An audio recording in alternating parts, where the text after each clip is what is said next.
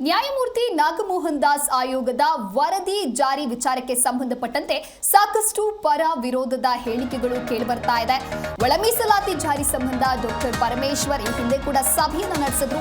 ಇವತ್ತು ಕೂಡ ಡಾಕ್ಟರ್ ಪರಮೇಶ್ವರ್ ನಿವಾಸದಲ್ಲಿ ದಲಿತ ಸಚಿವ ಹಾಗೂ ಶಾಸಕರ ಸಭೆ ನಡೆಯಲಿದೆ. ಶನಿವಾರ ವಿಶೇಷ ಸಂಪುಟ ಸಭೆ, ಡಾಕ್ಟರ್ ಪರಮೇಶ್ವರ್ ಮಂಥನ ಅಂದ್ರೆ ಸಾಕಷ್ಟು ಇದೇ ವಿಚಾರವಾಗಿ ಕೂಡ ಮಾತುಕತೆಯನ್ನ ನಡೆಸಲಾಗಿತ್ತು. ವರದಿಯ ಬಗ್ಗೆ ದಲಿತ ಛಲವಾದಿ, ಬಲಗೈ, ಭೋವಿ, ಬಂಜಾರ, ಕೊರಮ, ಕೊರಚರಿಗೆ ಮೀಸಲಾತಿ ಹಂಚಿಕೆ ಅನ್ಯಾಯವಾಗಿದೆ ಅನ್ನುವಂಥ ವಿಚಾರಕ್ಕೆ ಸಂಬಂಧಪಟ್ಟಂತೆಯೂ ಕೂಡ ಅಲ್ಲಿ ಚರ್ಚೆಯನ್ನ ಮಾಡಲಾಗಿತ್ತು.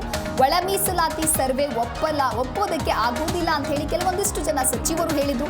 ಮೀಸಲಾತಿ ಹಂಚಿಕೆ ನ್ಯಾಯ ಸಮ್ಮತ ಅಲ್ಲ ಅಂತ ಹೇಳಿ ಸಚಿವರು ಹೇಳಿದ್ರು. ಹಾಗಾಗಿ ಇದೀಗ ಒಮ್ಮತವನ್ನ ಮೂಡಿಸುವಂತ ಸಲುವಾಗಿ ಡಾಕ್ಟರ್ ಪರಂ ಮತ್ತೊಂದು ಸುತ್ತಿನ ಸಭೆಯನ್ನ ಇಟ್ಟುಕೊಂಡಿದ್ದಾರೆ. ಪರಿಶಿಷ್ಟ ಜಾತಿಯವರಿಗೆ ಒಳ ಮೀಸಲಾತಿ ನೀಡುವ ಸಂಬಂಧ ನಿವೃತ್ತ ನ್ಯಾಯಮೂರ್ತಿ ಎಚ್ ನಾಗಮೋಹನ್ ದಾಸ್ ಆಯೋಗದ ವರದಿ ಜಾರಿ ಕುರಿತು ಸಾಕಷ್ಟು ಪರ ವಿರೋಧದ ಅಭಿಪ್ರಾಯಗಳು ಕೂಡ ಕೇಳಿಬಂದಿತ್ತು.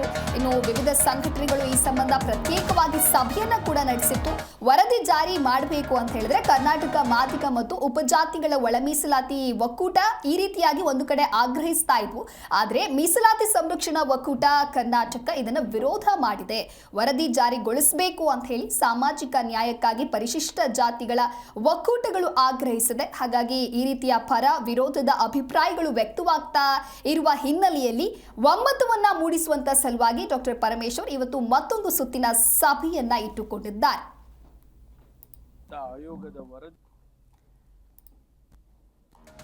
ಇನ್ನು ಪರಿಶಿಷ್ಟ ಜಾತಿಯವರಿಗೆ ಒಳ ಮೀಸಲಾತಿ ನೀಡುವಂತಹ ಸಂಬಂಧ ನಿವೃತ್ತ ನ್ಯಾಯಮೂರ್ತಿ ಎಚ್ ಎನ್ ನಾಗಮೋಹನ್ ದಾಸ್ ಆಯೋಗದ ವರದಿ ಕುರಿತು ಈಗಾಗಲೇ ಕೆಲವಿಷ್ಟು ಚರ್ಚೆಗಳು ಕೂಡ ನಡೆದು ಹೋಗಿದೆ. ಇದಕ್ಕೆ ಸಂಬಂಧಪಟ್ಟಂತೆ ಸಭೆಯನ್ನ ಕೂಡ ನಡೆಸಲಾಗಿತ್ತು. ಆದರೆ ಆ ಸಭೆಯಲ್ಲೂ ಕೂಡ ಇದೇ ರೀತಿಯಾಗಿ ಪರ ವಿರೋಧದ ಹೇಳಿಕೆಗಳು ಕೇಳಿ ಬಂದಿತ್ತು.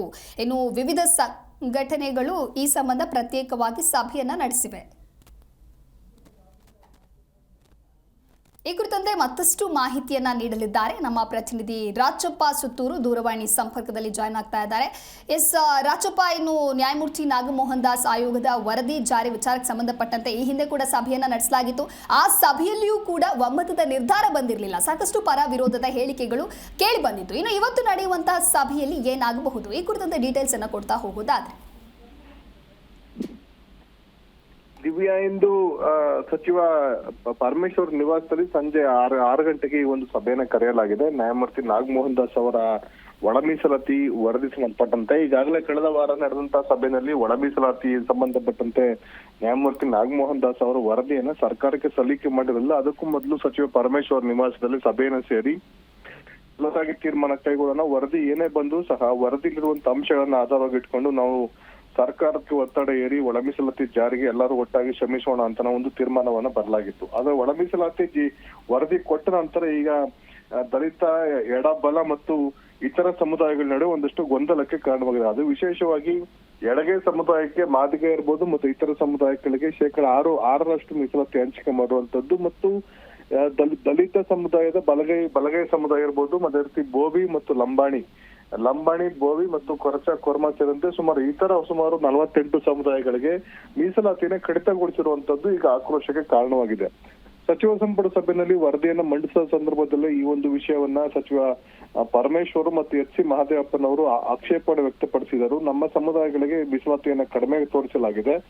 ಒಟ್ಟಾರೆಯಾಗಿ ಈ ಒಂದು ಮಾದಿಗ ಸಮುದಾಯಕ್ಕೆ, ಎಡಗೈ ಸಮುದಾಯಕ್ಕೆ ಹೆಚ್ಚಿನ ಪ್ರಮಾಣದಲ್ಲಿ ಮೀಸಲಾತಿಯನ್ನ ಮತ್ತು ಜನಸಂಖ್ಯೆಯನ್ನು ತೋರಿಸುವ ಮೂಲಕ ಮೀಸಲಾತಿ ಹಂಚಿಕೆಯನ್ನು ಹೆಚ್ಚಳ ಮಾಡ್ಕೊಂತ ಪ್ರಯತ್ನ ನಡೆದಿದೆ. ಹೀಗಾಗಿ ಈ ವರದಿಯನ್ನು ಯಾವುದೇ ಕಾರಣಕ್ಕೂ ಒಪ್ಪೋದಿಲ್ಲ ಅಂತ ವಿಷಯವನ್ನ ಪರಮೇಶ್ವರ್ ಅವರು ಮತ್ತು ಸಚಿವ ಎಚ್ ಸಿ ಮಹದೇವಪ್ಪರು ಅಧಿವೇಶನದಲ್ಲಿ ಮುಖ್ಯಮಂತ್ರಿಗಳ ಸಮಕ್ಷಮದಲ್ಲಿ ಸಚಿವ ಸಂಪುಟದಲ್ಲಿ ದೊಡ್ಡ ಮಟ್ಟದಲ್ಲಿ ಚರ್ಚೆಗೆ ಕಾರಣವಾಗಿತ್ತು.